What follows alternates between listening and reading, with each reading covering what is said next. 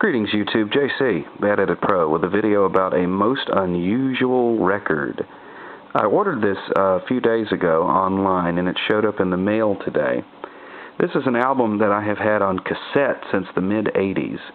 I don't know whether this has ever been released on CD or not, and I don't know whether, if it has been released on CD, if it's in its original form.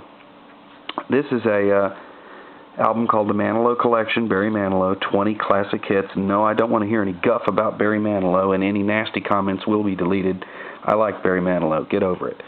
Anyhow, what's interesting about this album is that these are the actual single versions of the songs that you heard on the radio back in the 70s and the 80s. The greatest hits CDs that were subsequently released, volumes 1, 2, and 3, include the album versions of all of these songs. And so I have been looking for this album on something other than cassette for years. Well, I get it today, and I am shocked to see, as you can see here, that it's one record. You would think, having 20 songs, that there would be 2 LPs with 5 songs per side. That would make the most sense, right? Well, Arista Records, for some reason or other, decided that they were going to make a very, very long LP.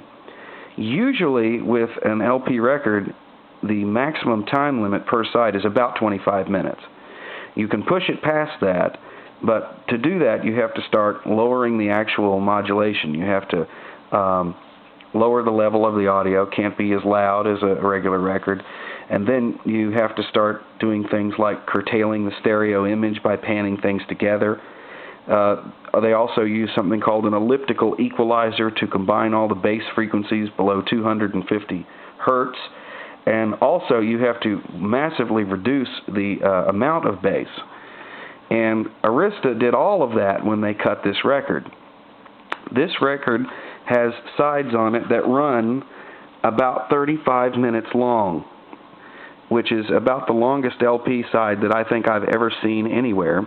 And as you can see here, on the record itself, there's very low modulation, and there's 10 tracks, and each one of those tracks is somewhere between 3 and 3.5 to 4 minutes long.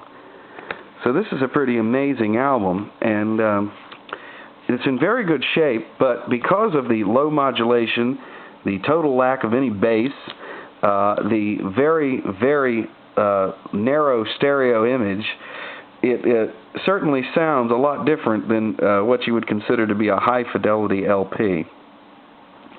So my advice would be, if you see this album, unless you want it just as a curiosity, if you're looking for super high-fidelity versions of these songs, stay away from it, because Arista Records really did a number on this, in that they use such low modulation, and the quality it's not there. I mean, as a curiosity, it's very interesting, but for a good example of what high fidelity vinyl sounds like, don't play this for your friends, because the surface noise is very high, and like I said, there's no bass at all. As a matter of fact, I was listening to it with headphones, and I had to crank the bass all the way up just to be able to hear what was going on.